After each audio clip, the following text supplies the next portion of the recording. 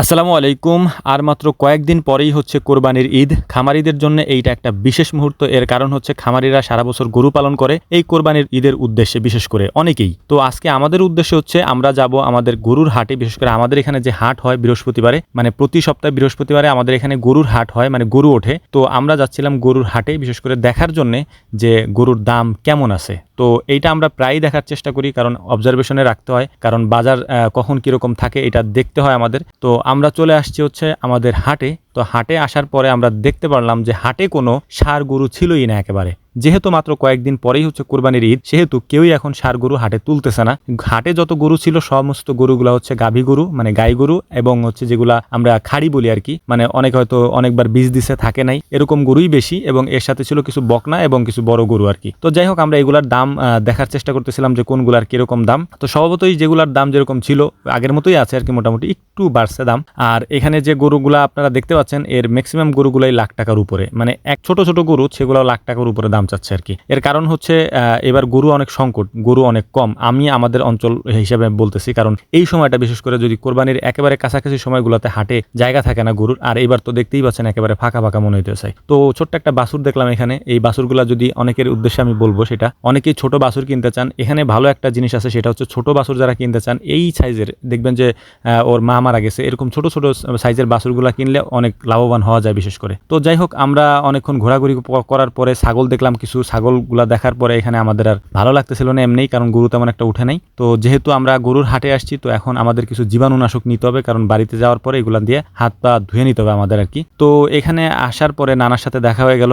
নানাকে হয়তো অনেকে চিনেন, যে এই নানার কাছ থেকে মূলত আমরা হচ্ছে গরুর খাবার আনি। তো নানার সাথে একটু দুষ্টামি করে তারপর আমরা যাচ্ছিলাম হচ্ছে মাছ কেনার জন্য। রাকিবুলের বললাম যে রাকিবুল চলো দেখি মাছ টাছ কেনা যায় কিনা। তো আমি আর রাকিবুল গেলাম মাছ কেনার জন্য। তো এখানে যত মাছ আছে, হাটের দিন তেমন একটা মাছ ওঠে না, মাছ ওঠে সকালবেলা। তো মাছ পছন্দ হয় নাই। তারপরে দেখলাম যে কোনো মাছই পছন্দ হয় না। এরপর আমরা চিংড়ি মাছ দেখলাম কিছু। চিংড়ি মাছ দেখার পরে রাকিবুল বলল, ভাই চিংড়ি মাছ দেখেন নেওয়া যায় কিনা। তো চিংড়ি মাছেরও দাম অনেক বেশি, সব মাছেরই দাম বেশি। আর পোনা মাছ যেহেতু অনেক বেশি পরিমাণে ওঠে বাজারে, এর কারণ হচ্ছে পোনা মাছই মানুষ বেশি চাষ করে। এবং দেশীয় মাছ তো এখন তেমন একটা দেখাই যায় না, যেহেতু আমরা গ্রামে থাকি আমরাই দেখি না। আর শহরের কথা কি বলবো, যদিও শহরে গ্রামের থেকে বেশি মাছ দেখা যায়, কারণ গ্রাম থেকে মাছগুলো সব শহরে চলে যায়, গ্রামে আর থাকে না। তো যাই হোক, আমরা বাজার থেকে কিছু চিংড়ি মাছ কিনে নিলাম। তারপরে আমাদের গন্তব্য হচ্ছে আমরা এখন চলে যাব হচ্ছে বাড়িতে, বিশেষ করে মানে আমাদের খামারে যাওয়ার পরে আমাদের উদ্দেশ্য একটা, সেটা হচ্ছে যে আজকে আমাদের এখান থেকে গরুর গোবরগুলা নিয়ে যাবে। যারা আমাদের থেকে গোবর কেনে ওনারা আজকে গোবর নিয়ে যাবে এখান থেকে। কারণ হচ্ছে কয়েকদিন এখানে গোবরগুলো রয়ে গেছে, যে কারণে ওনাদের পরবর্তীতে নিতেও সমস্যা হবে, যে কারণে ওনারা আসছে গোবরগুলো নেওয়ার জন্য। তো রাকিবুল আর আমি রাকিবুল বাড়িতে মাছ আনার পরে মাছগুলোকে গুনে দেখতেছিল কয়টা মাছ হয়েছে, যেহেতু দাম অনেক, 500 টাকার মাছ। তো রাকিবুল গুনে গুনে দেখতেছিল কয়টা মাছ হইলো আর কি।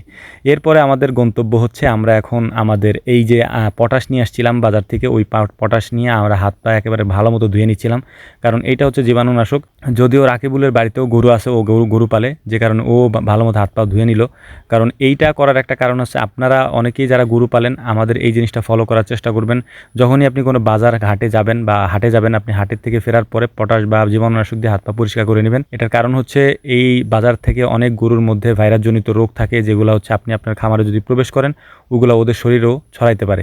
আর এটা ছড়াইলে আপনাদের খামারে একটা বড় ধরনের সমস্যা হইতে পারে। তো যে কারণে আপনি এটা করে নেবেন বিশেষ করে। তো গাছে কিছু আম ছিল, পাকা আম পড়ে যাচ্ছিল এবং বাদুড়ে খায় ফেলে বিশেষ করে। তো আমরা আমগুলোকে পেরে নিচ্ছিলাম এখান থেকে, আমি আর রাকিবুল। আর গাছের একেবারে মাথায় উঠে তারপরে আম পাড়ার চেষ্টা করতেছিলাম। তো অনেকক্ষণ আম পাড়ার পরে বেশ কিছু আম পাড়ছি গাছ থেকে, একেবারে গাছের আগায় উঠছি। এরপরে আমগুলাকে কুড়ায় নিচ্ছিলাম হচ্ছে আমরা।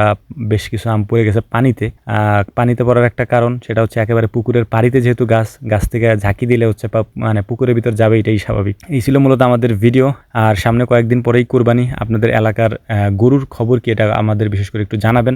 কার এলাকায় গরুর দাম কেমন বিশেষ করে এখন, এটা আমাদেরকে জানালে আমরা একটু উপকৃত হব এবং বাজার সম্পর্কে একটা ধারণা আমরা রাখতে পারবো ইনশাআল্লাহ।